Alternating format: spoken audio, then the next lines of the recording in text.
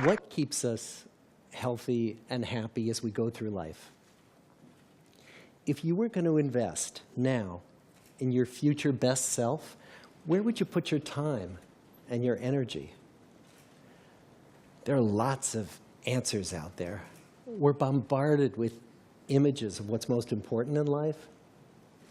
The media are filled with stories of people who are rich and famous and building empires at work.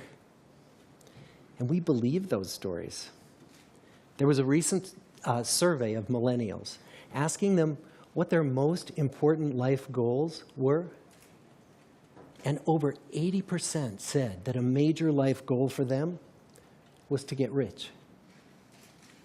And another 50% of those same young adults said that another major life goal was to become famous. And we're constantly told to lean into work, to push harder and achieve more. We're given the impression that these are the things that we need to go after in order to have a good life. But is that true? Is that really what keeps people happy as they go through life? Pictures of entire lives, of the choices that people make and how those choices work out for them, those pictures are almost impossible to get. Most of what we know about human life, we know from asking people to remember the past. And as we know, hindsight is anything but 20/20. We forget vast amounts of what happens to us in life, and sometimes memory is downright creative. Mark Twain understood this.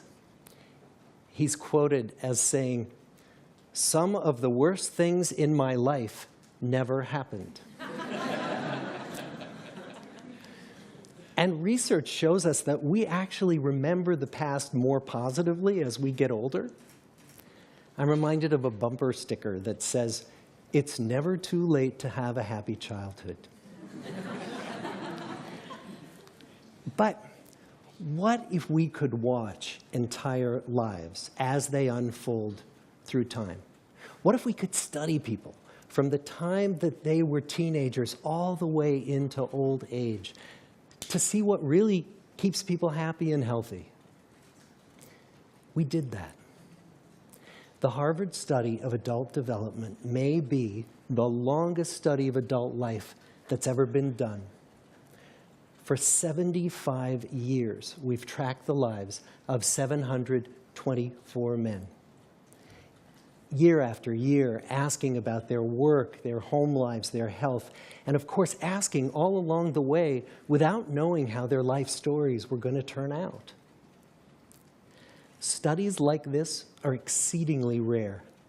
Almost all projects of this kind fall apart within a decade because too many people drop out of the study, or funding for the research dries up, or the researchers get distracted, or they die, and nobody moves the ball further down the field.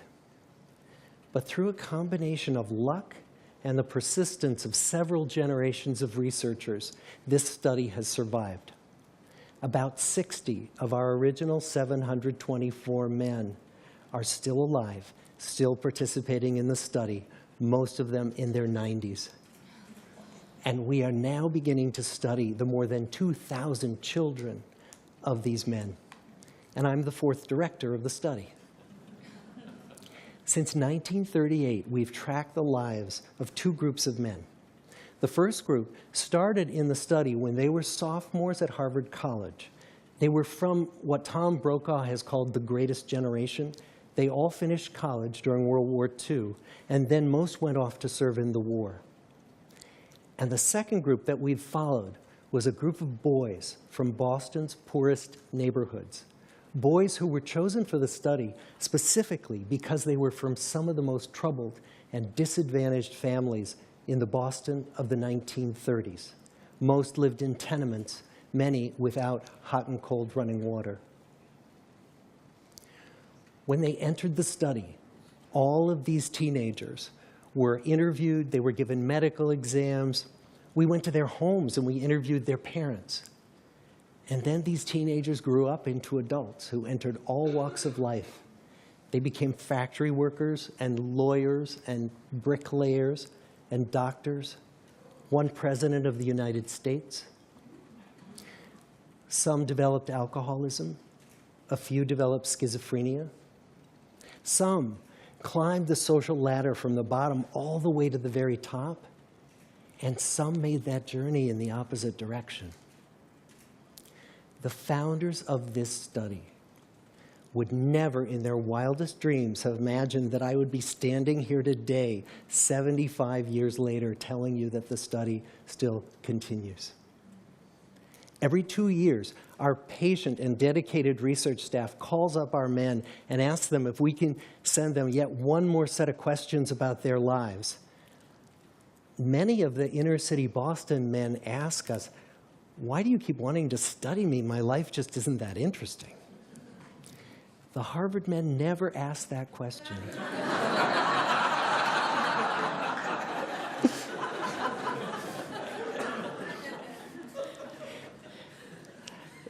To get the clearest picture of these lives, we don't just send them questionnaires. We interview them in their living rooms. We get their medical records from their doctors. We draw their blood. We scan their brains. We talk to their children. We videotape them talking with their wives about their deepest concerns. And when, about a decade ago, we finally asked the wives if they would join us as members of the study, many of the women said, "You know, it's about time." So what have we learned? What are the lessons that come from the tens of thousands of pages of information that we've generated on these lives? Well, the lessons aren't about wealth or fame or working harder and harder. The clearest message that we get from this 75-year study is this: good relationships keep us happier and healthier, period. We've learned 3 big lessons about relationships. The first is that social connections are really good for us and that loneliness kills. It turns out that people who are more socially connected to family, to friends, to community are happier, they're physically healthier, and they live longer than people who are less well connected. And the experience of loneliness turns out to be toxic. People who are more isolated than they want to be from others find that they are less happy, their health declines earlier in midlife, their brain functioning declines sooner, and they live shorter lives than people who are not lonely. And the sad fact is that at any given time, more than 1 in 5 Americans will report that they're lonely. And we know that you can be lonely in a crowd and you can be lonely in a marriage. So the second big lesson that we learned is that it's not just the number of friends you have, and it's not whether or not you're in a committed relationship, but it's the quality of your close relationships that matters. It turns out that living in the midst of conflict is really bad for our health. High conflict marriages, for example, without much affection, turn out to be very bad for our health, perhaps worse than getting divorced. And living in the midst of good, warm relationships is protective. Once we had followed our men all the way into their 80s, we wanted to look back at them at midlife and to see if we could predict who was going to grow into a happy, healthy octogenarian and who wasn't. And when we gathered together everything we knew about them at age 50, it wasn't their middle-aged cholesterol levels that predicted how they were going to grow old. It was how satisfied they were in their relationships. The people who were the most satisfied in their relationships at age 50 were the healthiest at age 80. And good, close relationships seem to buffer us from some of the slings and arrows of getting old. Our most happily partnered men and women reported in their 80s that on the days when they had more physical pain, their moods stayed just as happy. But the people who were in unhappy relationships, on the days when they reported more physical pain, it was magnified by more emotional pain. And the third big lesson that we learn about relationships and our health is that good relationships don't just protect our bodies, they protect our brains. It turns out that being in a securely attached relationship to another person in your 80s is protective. That the people who are in relationships where they really feel they can count on the other person in times of need, those people's memories stay sharper longer. And the people in relationships where they feel they really can't count on the other one, those are the people who experience earlier memory decline. And those good relationships, they don't have to be smooth all the time. Some of our octogenarian couples could bicker with each other day in and day out. But as long as they felt that they could really count on the other when the going got tough, those arguments didn't take a toll on their memories. So, this message that good, close relationships are good for our health and well-being, this is wisdom that's as old as the hills. It's your grandmother's advice and your pastor's. Why is this so hard to get? For example, with respect to wealth, we know that once your basic material needs are met, wealth doesn't do it. If you go from making $75,000 a year to $75 million, we know that your health and your happiness will change very little, if at all. When it comes to fame, the constant media intrusion and the lack of privacy make most famous people significantly less healthy. It certainly doesn't keep them happier. And as for working harder and harder, there is that truism that nobody on their deathbed ever wished they had spent more time at the office. Why is this so hard to get and so easy to ignore? Well, we're human. What we'd really like is a quick fix, something we can get that'll make our lives good and keep them that way.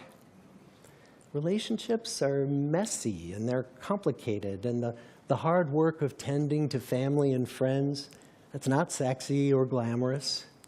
It's also lifelong. It never ends. The people in our 75-year study who were the happiest in retirement were the people who had actively worked to replace workmates with new playmates. Just like the millennials in that recent survey, many of our men, when they were starting out as young adults, really believed that fame and wealth and high achievement were what they needed to go after to have a good life. But over and over these 75 years, our study has shown that the people who fared the best were the people who leaned into relationships with family, with friends, with community. So what about you? Let's say you're 25, or you're 40, or you're 60. What might leaning into relationships even look like? Well, the possibilities are practically endless. It might be something as simple as replacing screen time with people time, or livening up a stale relationship by doing something new together, long walks or date nights, or reaching out to that family member who you haven't spoken to in years, because those all too common family feuds take a terrible toll on the people who hold the grudges. I'd like to close with another quote from Mark Twain. More than a century ago, he was looking back on his life, and he wrote this: "There isn't time, so brief is life, for bickerings, apologies, heartburnings, callings to account. There is only time for loving, and but an instant, so to speak, for that. The good life is built with good relationships, and that's an idea worth spreading." Thank you.